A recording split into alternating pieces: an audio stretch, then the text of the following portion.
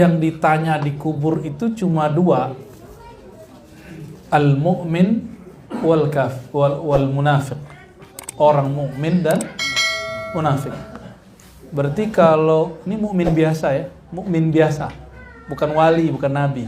Nabi nggak ditanya Pak, wali nggak ditanya. Kalau walinya kayak wali murid, itu ditanya tuh. Wali hakim, wah masuk tuh, ditanya tuh. Wali nikah apalagi ya. Kalau kafir nggak ditanya juga. Jadi yang nggak ditanya itu kekasih Allah atau musuh Allah, nggak ditanya. Tapi munafik ditanya. Kenapa? Karena zahirnya dia beriman, batinnya yang ditanya. Maka disebutkan dalam hadis itu, yuftanul itsnan, ditanya dua, al-mu'min wal kafir, yaitu mukmin dan kafir. Orang mukmin berapa hari ditanya? Fi sab'i ayyam, dalam 7 hari. Jadi 7 hari itu bukan tradisi Hindu. Siapa bilang tradisi Hindu? Ini kan banyak orang gak ngerti beragama, terus mencocok-cocok logi. Emang ada Pak orang Hindu 7 harian baca Yasin? Kalau ya saya ganti agama Pak langsung. Beneran loh Pak? Ada gak orang Hindu 7 hari baca Yasin? Beliau ini kan ustadz juga nih. Ustadznya orang Kemenak ya. Saya juga pernah penelitian dulu ya, forum kerukunan umat beragama itu saya penelitian semua agama Pak dulu di Palu. Ya kita nanya juga, emang ada Pak orang Hindu tuh, pendeta Hindu saya tanya. Emang ada di agama kalian 7 hari baca Yasin? Ketawa dia. Sama kayak Bapak tadi ketawa. Oh, tradisi 7 harinya dari Hindu. Loh, mana ada Hindu begitu? Ini langsung teksnya dari kalamnya seorang tabi'in namanya Tawus. Tawus ini murid sahabat Nabi namanya Ibnu Abbas. Dia berguru kepada 70 sahabat Nabi dan mendapatkan kalam ini. Bahwasannya orang beriman ditanya 7 hari. Kalau terbukti beriman 7 hari dia udah pergi Pak, ruhnya udah berangkat udah. Ya. Ya. Jadi sampai berapa hari orang beriman masih hadir? Sampai hari ke-7 karena dia nunggu dapat syafaat doa dari kita. Tapi kalau dia pernah ngomong bohong, janji ingkar, dikasih amanah khianat, kalau tengkar dendam kesumat. Ini katanya mau ada pemilihan baru kan Pak? Jangan tengkar ya.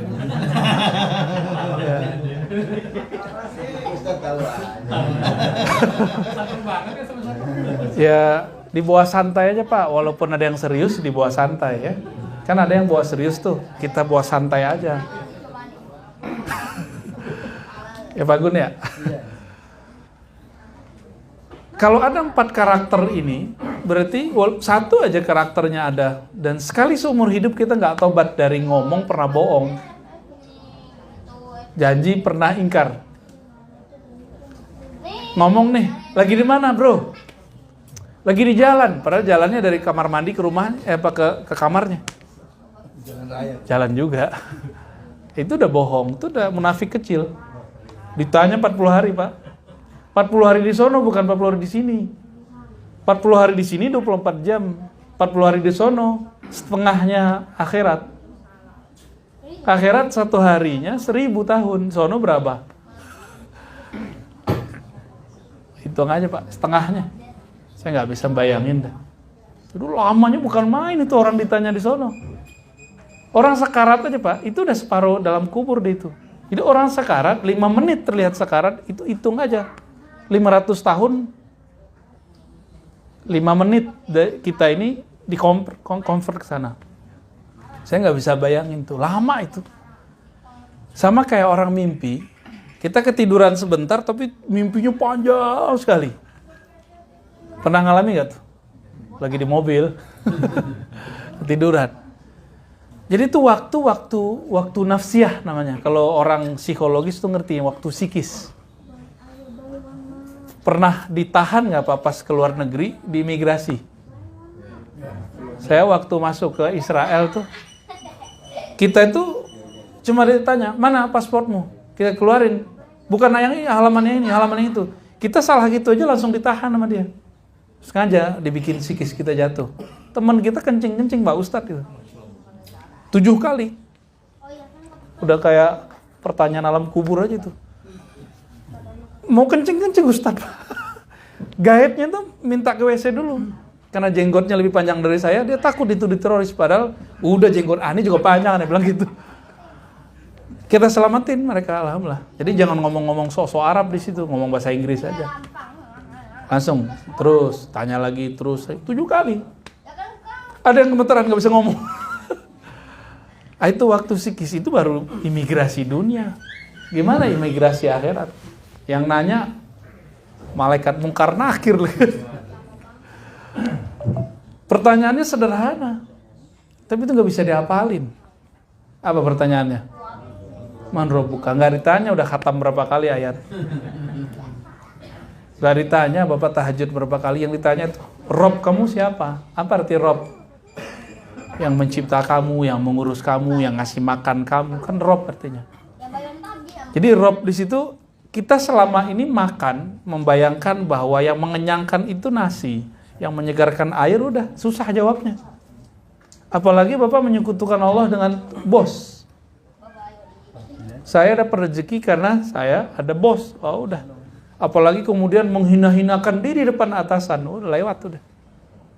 Gak bisa. Orang-orang begini gak bisa jawab. Man Rabbuka. Yang muncul wajah bosnya. Man Rabbuka. Yang muncul wajah pasangannya. Bisa jadi begitu. Wajah anaknya. Kalau dia menyekutukan Allah dengan obat. Udah. Ini kan zaman COVID nih. Nah ini saksi nih, beliau Bu Desi Anggraini almarhumah, pasti orangnya sudah menjaga protokol lah, tapi ternyata bukan karena COVID asbab wafatnya. Ya benar Pak ya? Bukan COVID kan Pak? Jadi Allah kalau mau mematikan orang nggak perlu COVID, jadi kita nggak usah serem-serem amat ya. Biasa aja Pak.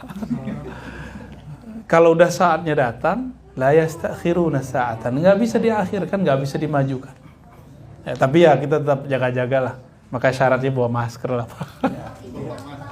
Ya divaksin aja Pak, nggak usah mau ditusuk 1000 kali juga nggak apa-apa. Ya, cuma kalau ditusuk PCR saya juga males Pak. Akhirnya kita cancel semua tuh mau keluar daerah nih. Jadi orang di alam kubur itu ditanya 7 hari kalau dia mukminnya orang soleh nih. Kalau ada kemunafikan walaupun sedikit ditanya 40 hari. Bapak hitung aja tuh, ya.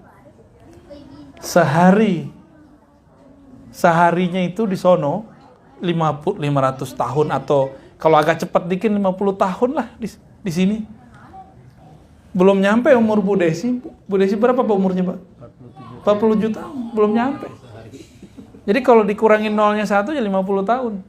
Kira-kira segitu tuh satu harinya, 50 tahun sampai 500 tahun. Saya nggak bisa bayangin tuh. Karena 500 tuh waktu ke langit. Nah, kalau masih di alam ini, kira-kira segitu. Lama nggak? Lama. Umur kita sebagian besar kan udah mendekati itu. Ada yang belum ya. Ada yang udah lewat, ada yang belum. Itu warning itu Pak. Bukan nakut-nakutin, mau menakutkan. Apa yang ditanya? Ini yang Pak, yang wajib kita ketahui. Yang ditanya tadi man Rabbuka. Berarti bekal mau masuk kubur bukan kita punya hafalan banyak. Tapi yang bekal masuk kubur adalah mengenal yang disembah itu. Jadi kajian-kajian Bapak di masjid harus ngarahnya kepada ma'rifatullah. Mengenal Allah, ma'rifatur Rabb. Jangan tengkar-tengkar sunnah bid'ah lagi, nggak level itu. Ya. Hari gini masih tengkar sunnah bid'ah. Yasinan bid'ah, Nabi nggak pernah yasinan. Ya salam. Yasinan itu kan istilah doang. Berkumpul berdoa, mendoakan orang mati kan sunnah, ada hadisnya. Mau dikubur nggak dikubur sama. Kalau di masa Nabi lebih horor dikubur Pak kumpulnya. Kita cuma di rumah, lebih gampang atau lebih mudah, lebih susah? Ya, lebih ringan atau lebih berat? Jadi satu kali ba'da menguburkan seseorang dalam hadis riwayat Imam Abu Daud, hadis yang sahih. Sayyidina Nabi SAW itu ngomong sebelum mereka pergi ya, istaghfiru li akhikum. Mohonkanlah maghfirah, ampunan untuk saudara kamu. Kenapa? Was'alu lahu tasbit, mintakan ketetapan baginya, fa innahu la yus'al, karena dia lagi ditanya nih. Dia lagi ditanya gitu. Itulah kubur yang paling enak tuh di zaman itu. Kenapa? Langsung Nabi yang doain. Ya. Karena Nabi sudah nggak ada, kita cari orang yang mewarisi Nabi. Itu ulama, guru-guru kita. Yang mimpin sholat kita, ya Ustadz Ustilah salah satunya sekarang ya. Kita minta untuk beliau membacakan doa. Itu sebenarnya dari sono Pak dalilnya. Terus kenapa Yasin? Di hadis Abu Daud juga. Nabi mengatakan, Iqra'u Yasin ala mautakum. Bacakan Yasin kepada orang yang mauta. Mauta ini 3 artinya. Orang yang akan mati, kita. Yang kedua, orang sakarat. Yang ketiga, yang udah mati. Maka disunnahkan tadarus tadi. Alhamdulillah jalan terus ya. Yasin. Kenapa Yasin? Yasin itu qalbul Quran. Disebut qalbunya Quran. Jantungnya Quran itu Yasin. Dan itu hadis riwayat Imam Tirmizi, walaupun hadisnya tidak sampai derajat sahih, tapi Imam Tirmizi mengatakan, Imam Tirmizi ini murid Bukhari, Pak. Kita sering dengar Imam Bukhari ya. Benar, Pak? Bukan Imam Ar-Razi, Pak. Bukan Imam Rusdi. Imam Bukhari punya murid namanya Muslim. Lalu ada murid yang terbaik di sisi fikih hadis namanya Tirmizi. Imam Tirmizi mengatakan Yasin dari Nabi SAW, Yasin qalbul Quran. Yasin itu qalbul Quran. Abu Daud sendiri, kawannya Imam Bukhari, itu meriwayatkan hadis ini. Iqra'u Yasin ala mautakum. Bacakan Yasin untuk orang yang tadi, 3 tadi, yang akan mati, yang sedang sekarat atau sudah mati. Anda ditegur sama orang, Pak. Kata Syekh Albani, hadis dhaif. Gimana cara nanggepinnya Pak Gun? Pak Gun yang paling demen yang gini-ginian nih. Kata Syekh Albani, Albani tahun berapa wafatnya? 1923. Kemarin Pak, 1999. Berarti 14 berapa tuh? Kurangin aja, sekarang 1443, kurangin aja Pak. 14? 42, 42 apa 43 sekarang? 43. Tahun 99, berarti sebelum 2000. Itu 14 berapa? 1430 ya? Belum. Sebelum itu. Waduh, matematikanya 4 nih kayaknya. Sekarang 1443, 2001. 1422 ya? Oke. Lolos deh. 1422 dia wafat tuh, namanya Syekh Albani. Dia mengatakan hadis tentang baca Yasin untuk orang mati itu dhaif. Ini imam belakangan Pak. Hasil penelitian dia. Bapak ikut dia atau ikut Imam Abu Daud? Abu Daud itu imam salafus saleh. Masih abad ketiga Hijriah. Sezaman dengan Imam Bukhari. Sepengajian nama beliau. Bahkan beliau langsung ngambil hadis ke Imam Ahmad. Imam Bukhari nggak nyebutin riwayat Imam Ahmad di Sahih Bukhari, tapi Abu Daud ada hadisnya. Abu Daud nih, Imam Abu Daud. Kata beliau, jadi beliau ini kitabnya nyampe ke Mekah. Jadi yang ngarang kitab hadis itu kebanyakan bukan ulama Mekah. Yang ulama Mekah kan ada namanya Al-Humaidi, muridnya Imam Syafi'i. Tapi kitabnya nggak banyak dibaca orang. Tanya aja sama orang Kementerian Agama. Nggak banyak dibaca orang. Bukhari aja kadang nggak khatam. Ya. Itu yang banyak ngarang itu orang-orang di luar Mekah, Madinah. Imam Abu Daud ini orang Sijistan, Khurasan. Buku dia di masa hidup, di zaman belum ada internet, itu dengan berkat ada onta, nyampe lah ke Mekah. Orang Mekah bingung. Jadi ternyata dari dulu ilmu-ilmu itu sudah berkembang di luar. Orang Mekah itu sudah lupa. Mereka sibuk tawaf aja, dagang, sibuk dari dulu sampai sekarang kan. Lalu mereka nanya ke Abu Daud, dikirim surat ke Sijistan. Wahai Abu Daud, apakah semua hadis yang di sini sahih? Yang dalam kitab Sunan Abu Daud, Bapak sudah bisa download apa sekarang di Google, apa di Play Store ya? Lalu Abu Daud kirim surat. Apa kata Imam Abu Daud? Wa ma sakattu anhu fahuwa salih. Hadis yang aku tidak komentari, aku diamkan saja, maka hadisnya saleh. Saleh itu bahasa lain dari hasan. Setelah hasan namanya sahih. Di bawah hasan namanya dhaif. Ini siapa yang ngomong? Abu Daud. Jadi Abu Daud tuh punya definisi yang sama dengan Tirmizi. Apa definisinya? Kalau ulama salafus soleh beramal, maka hadisnya walaupun dasarnya dhaif, dia jadi hasan. Ya hadis itu kan sahih, hasan, dhaif kan gitu. Ini hadisnya lemah nih. Anggaplah lemah. Kita ikuti saja kata Syekh Albani. Tapi diamalkan ulama salaf. Salaf itu abad pertama, kedua, ketiga. Bahkan ada sahabat yang mengamalkannya. Hadisnya langsung naik Pak, jadi hasan, bahkan sahih. Karena ada tuh slogan, laukana khairan lasabakuna. Kalau ini amal baik tentu sudah dilakukan oleh salafus soleh. Ini dilakukan banyak ulama salafus soleh. Ya, Imam Syafi'i salaf gak Pak? Murid Imam Syafi'i Ahmad bin Hambal, Hanbali. Simbol salaf tuh Imam Ahmad bin Hambal. Beliau itu dulu nggak membolehkan baca Quran kepada orang mati. Kalau dulu langsung dikubur Pak. Langsung di kuburan bacanya. Suatu kali beliau menghadiri penguburan seseorang kawannya, ya, ulama juga, bersama temannya Imam Jauhari. Jadi Jauhari itu udah nama ulama dari dulu ya, sampai sekarang. Nyampe di sini jadi jamaah. Masuk ke pemakaman, dia lihat ada orang buta hafiz Quran membacakan Al-Quran kepada orang di dalam kubur. Dia tegur, ish hadha gitu, hadha muhdas. Ini tuh bid'ah apa-apaan ini gitu. Udah pinggir, kira-kira gitu. Pulang, nggak usah baca Quran di kubur, bid'ah. Jadi Imam Ahmad pernah ngomong gitu Pak. Tapi Imam Jauhari punya pandangan lain. Beliau walaupun begitu nggak mau debat di kubur. Sekarang orang suka debat nggak di kubur? Oh gawat Pak, sekarang masalah azan di kubur, di lahat aja orang pada tengkar. Orang lagi mati dia tengkar. Bahlul nggak tuh? Orang harusnya ingat mati dia tengkar. Ditunggulah sampai kemudian keluar kuburan. Diajak ngobrol Imam Ahmad bin Hambal, Abu Abdullah. Menurut kamu riwayat fulan bin fulan dari fulan disebutkanlah sampai ke Ibnu Umar. Ini sahih nggak? Apa kata Ahmad bin Hambal? Wah itu sahih. Dibacain. Saya dapat hadis dari Nabi, dari Ibnu Umar dengan jalur Syekh fulan disebutkan syekhnya tadi.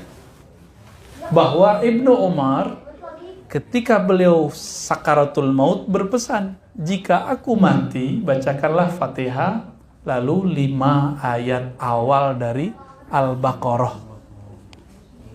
Maka masuklah ke buku Yasinan tuh. Jadi Yasinan yang Bapak pegang itu bukan buatan NU, Pak. Udah ada sebelum NU. Bukan buatan ulama NW kalau di Lombok tuh. Bukan ulama Perti, Tarbiyah Islamiyah di Sumatera. Bukan. Itu sudah ada dirangkum oleh ulama kita jauh-jauh hari. Kalau dulu di Palembang ada namanya Syekh Abdul Somad Al-Falibani, kampungnya Bu Desi ya. Kalau di Banjar itu ada Syekh Muhammad Arsyad Al-Banjari. Itu ngajarin hal yang sama. Jadi yang kita pakai itu sudah tua tuh umurnya. Kebetulan yang melanggengkan itu orang NU. Gitu aja. Ya, sanadnya nyambung, Pak. Ini Ibnu Umar sahabat Nabi bukan? Apa kata sahabat Nabi Ibnu Umar? Kalau aku mati, bacakan Fatihah sama 5 ayat awal Al-Baqarah. Dibaca nggak Ustaz Rusi tadi? Dibaca kan? Fatihah, Alif Lam Mim, 5 ayat. Berarti itu sunnah bukan? Sunnah. Jelas sunnahnya.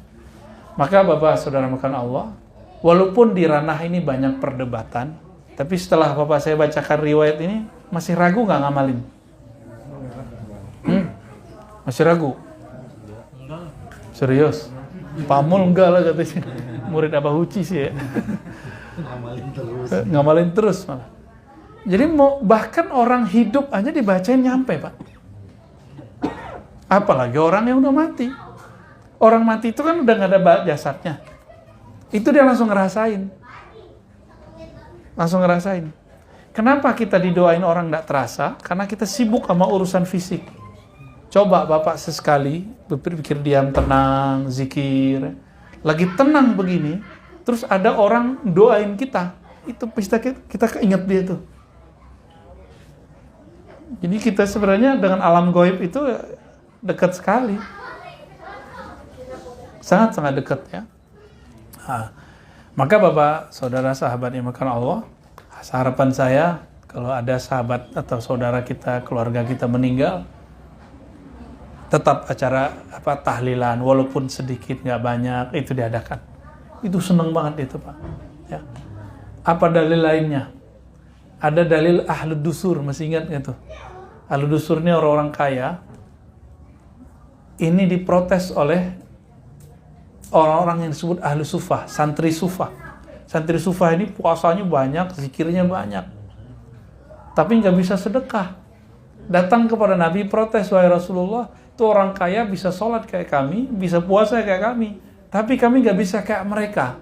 Apa itu? Mereka sedekah dengan kelebihan harta, kami nggak bisa.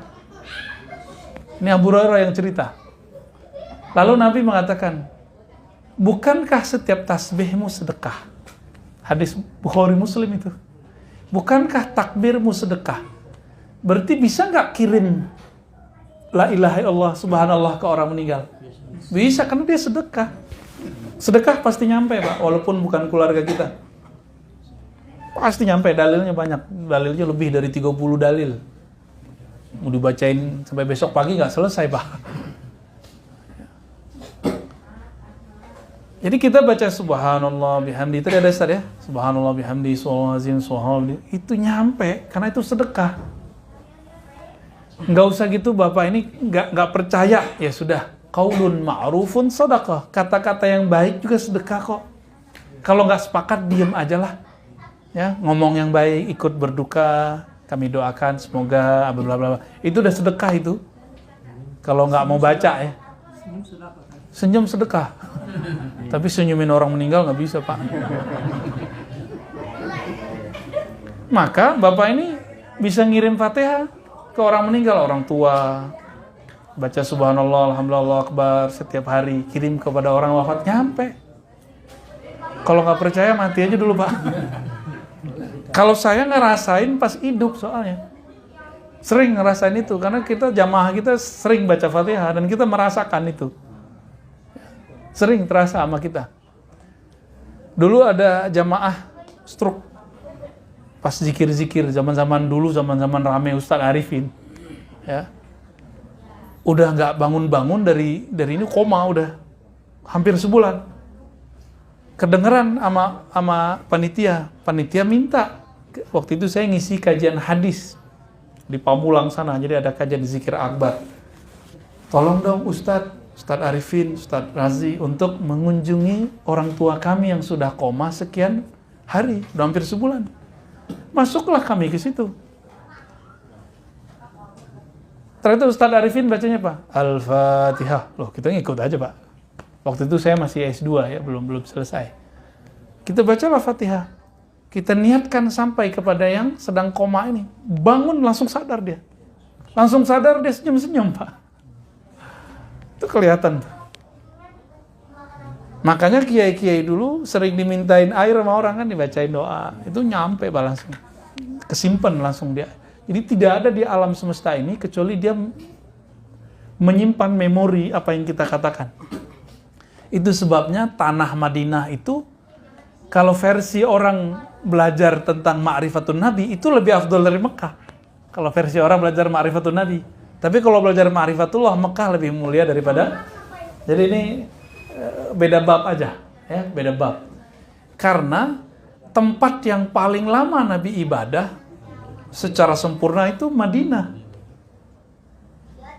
Namun yang lebih tua adalah Makkah. Maka Nabi ngomong gini, ya Allah, Makkah itu telah dimintakan kemuliaannya, haram itu artinya mulia, kemuliaannya oleh Nabi Ibrahim.